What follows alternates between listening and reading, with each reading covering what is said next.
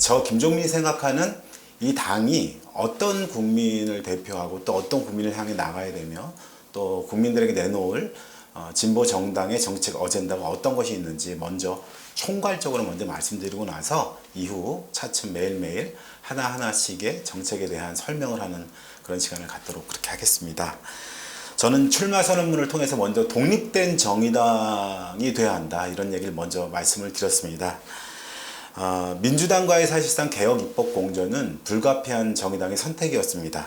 또한 한국 사회 변화를 위해서는 누구보다도 문재인 정부의 성공을 바라는 것도 저이기도 합니다. 그런데 여기서 정의당은 비판할 것은 비판을 하고 두 번째 전혀 다른 대안을 내놓을 수 있는 그런 정의당이 되었어야 하는데 비판도 대안도 제대로 내놓지 못한 정의당이 바로 이 위기의 원인을 초래한 것이다 이렇게 생각이 듭니다. 결국 진보정당이 자기의 색깔과 향기를 잃어버린 것이 지금 정의당의 위기로 나타나게 되었다라고 말씀드릴 수 있습니다. 이제 그 색깔과 향기를 찾아가는 여정이 필요합니다. 그 여정을 저는 퍼스트 정의당이라고 하는 슬로건으로 전략을 제시해보고자 합니다. 퍼스트 정의당이라는 것은 뭐냐? 첫 번째는 정의당은 국민들의 모든 관심사, 부동산, 기본소득, 보편적 복지, 노동에서의 임금 차별을 없애는 것 이런 문제와 같은 국민들의 관심사에 대한 싸움을 할 줄 알아야 됩니다. 진보적인 정책 어젠다를 분명하게 내놓고 다른 정의당임을 분명하게 보여줄 수 있어야 합니다. 이런 것을 저는 중원 싸움이라 합니다.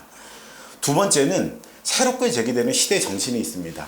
청소년들, 청년들이 미래의 시대를 향해서 제안하고 있는 정책적 사안들이 많습니다. 기후위기가 그러합니다. 불평등성이라 표현되는 젠더 이슈가 또한 그러합니다.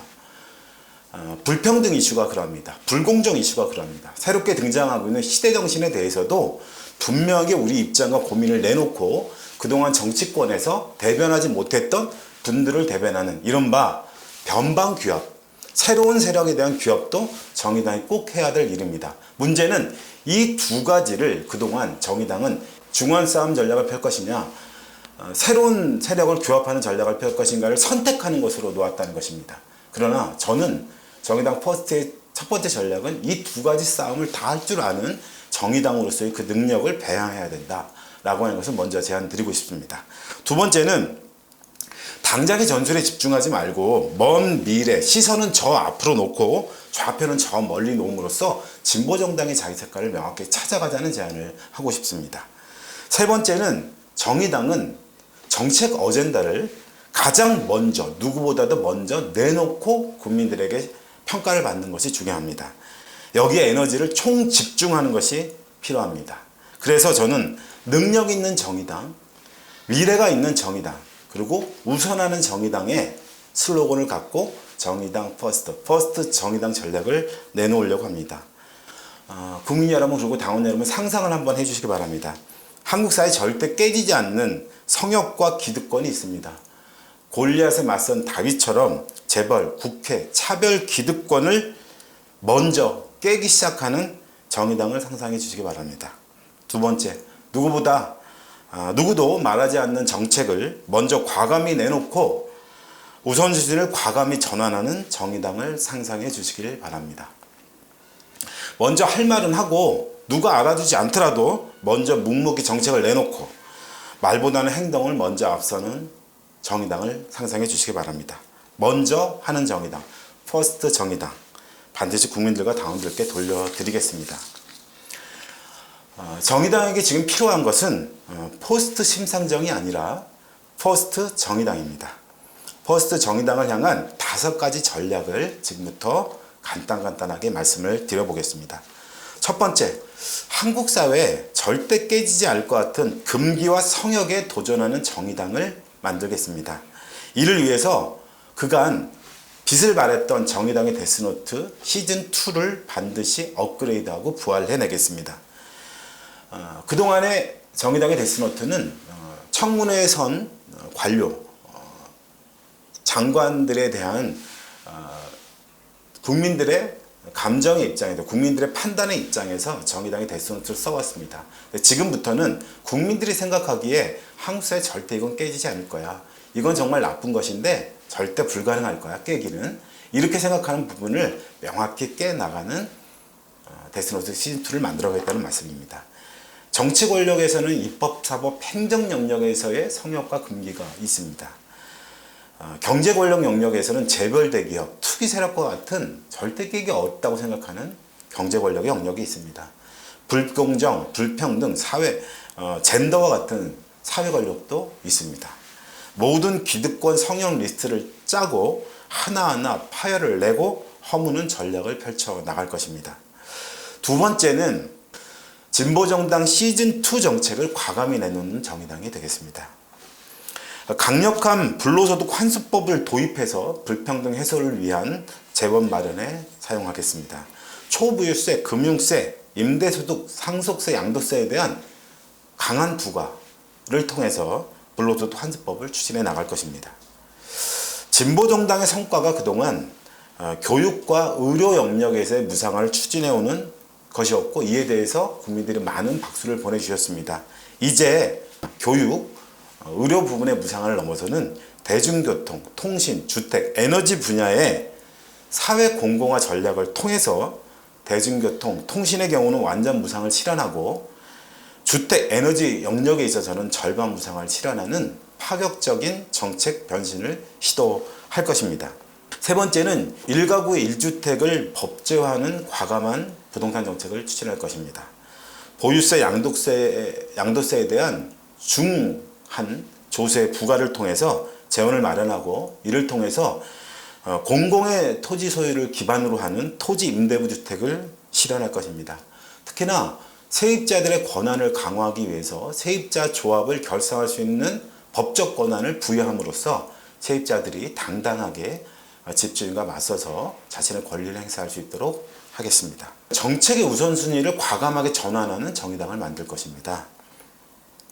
그동안 진보정당은 주교의, 주택, 교육, 의료 분야에 정책 우선순위를 많이 두었습니다. 이제부터는 주교, 안전, 차별, 이른바 주안차의 정책의 우선순위를 전환할 것입니다. 주거에 대해서는 방금 말씀을 드렸고요. 안전은 중대재해기업처벌법, 완전한 기업에 대한 집단소송제, 전국민 고용소득보험 도입 등을 통해서 기업을 국민이 직접 통제할 수 있는 권한들을 만들어 가면서도 국민과 노동자들의 권한을 확보하는 그런 정책을 과감하게 추진해 나갈 것입니다. 차별에 대한 말씀을 드리겠습니다. 다들 아시겠지만 정의당이 추진하고 있고, 제가 상임본부장으로서 역할을 했었던 차별금지법에 대한 제정을 확고히 해내겠습니다. 채용비리처벌법, 청년사회 상속제와 같은 청년들의 불공정 이슈에 당당히 맞서는 정의당이 되겠습니다.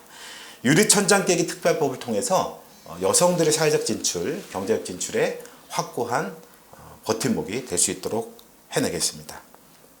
네 번째는 이러한 세 가지 영역에서의 정책 어젠다를 뒷받침할 정의당만의 강력한 투자 전략을 마련할 것입니다.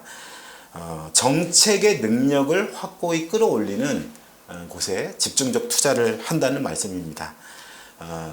정의당, 이른바 진보 정치는 진보의 싱크탱크라고 하는 명성이 있었습니다. 그러나 지금의 정의당은 그렇지 못합니다. 진보 싱크탱크를 확실히 복원해내는 그런 역할을 해내겠습니다. 이렇게 정책을 진보 싱크탱크가 만들어낸다면 이를 국민들에게 내놓고 국민들의 이슈로 만들어낼 수 있는 정의당만의 정의 블렌딩 전략위원회를 구성해서 국민들에게 정책을 세팅하고 보여드리는 그러한 영역에 강한 대표로서 투자를 만들어내겠습니다. 특히나 연구소의 경우 앞으로 미래 세대들이 주목하고 있는 젠더, 기후위기, 불평등, 주거와 같은 영역에 연구소로 특화하여 분화하는 과감한 투자를 실현해내도록 그렇게 하겠습니다. 다섯 번째는 이러한 정책이 있고 이러한 정책을 만들어낼 곳에 투자한다 하더라도 지금 당장 정의당이 해낼 수 있다고 하는 모멘텀을 살리는 전략을 우선 추진해야 합니다.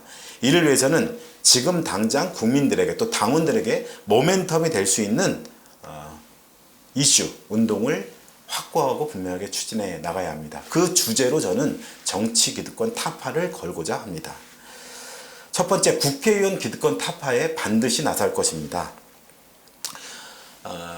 국민의힘이 추진하려다가 포기를 했습니다. 사선 국회의원 연임 금지를 반드시 당론으로 채택하고 추진해 낼 것입니다. 당내 당원들을 설득하고 이 문제를 반드시 추진해 낼 것입니다.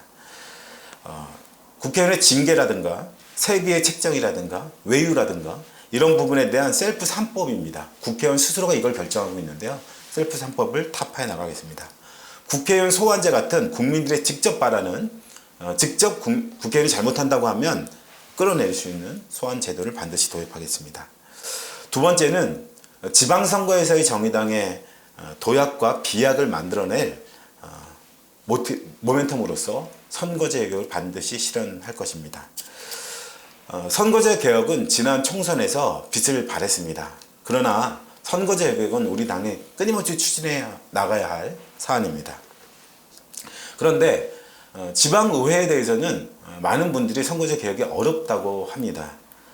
저는 당원과 당을 설득해서 기초광역통합이라고 하는 강력한 국민들의 바람하지 않는 의제를 강력히 당론으로 채택하는 것을 추진해 낼 것입니다. 이를 기초로 해서 의원수의 확대, 비례대표의 확대, 연동형 비례대표의 도입과 같은 세 가지의 확대를 만들어낼 수 있는 모멘텀으로서 역할을 사용할 수 있도록 하겠습니다. 다소 지역 정치, 지방 정치 활성화를 위해서 기초의회가 없어지는 것은 아니지 않느냐는 반론도 만만치 않고 동의되는 바도 있습니다. 그러나 선거 개혁을 위한 모멘텀을 만들어내는데 당대표로서 최선을 다해 나가겠습니다.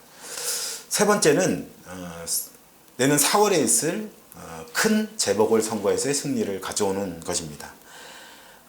민주당이 원인 제공을 한 재보궐선거입니다. 부산과 서울에서의 시장을 뽑는 재보궐선거가 이루어지게 됩니다.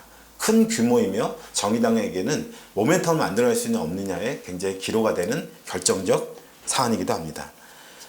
강력한 비민주 진보시민사회의 단일 후보를 만들어낼 것입니다. 이를 통해 공동선대본을 구성하고 이후 민주당으로부터 다른 시각과 생각을 갖고 있는 사람들의 연합 정치를 반드시 실현해 낼 것입니다. 그렇게 강력한 후보를 통해서 민주당 후보를 낼 수 없을 정도의 국민적 공감대를 반드시 만들어 나갈 것입니다. 다소 좀 길게 오늘 퍼스트 정의당 퍼스트 전략에 대한 개괄적인 말씀을 드렸습니다. 이후 하나하나 상세한 이야기를 말씀드리겠습니다.